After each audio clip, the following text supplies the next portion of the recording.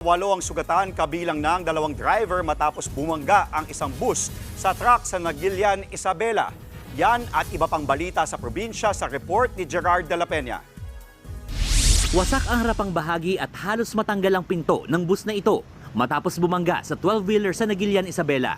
Basag din ang isa nitong bintana.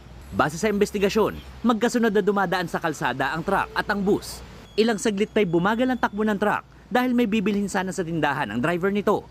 Doon na nabangga ng bus ang likurang bahagi ng truck.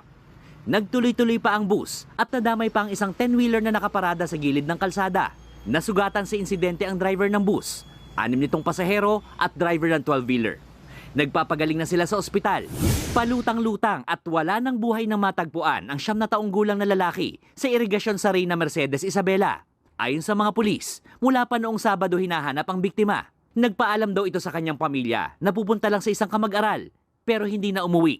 Inaalam pa kung paano napunta sa irigasyon at nalunod ang bata. 3 naman ang nasawi matapos masunog ang tindahan ng e-bike sa bayan ng Bulacan, sa Bulacan.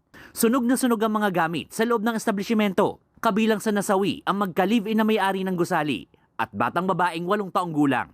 Inaalam pa ng Bureau of Fire Protection kung ano ang pinagmulan ng apoy. Nagbabalita mula sa Frontline, Gerard de la Peña, News 5. Mga kapatid, Jess De Los Santos po, huwag magpauli sa mga umaaksyong balita at napapanahong issue sa bansa. Para sa mas malawak na balitaan, mag-subscribe at mag-follow sa social media pages ng News 5.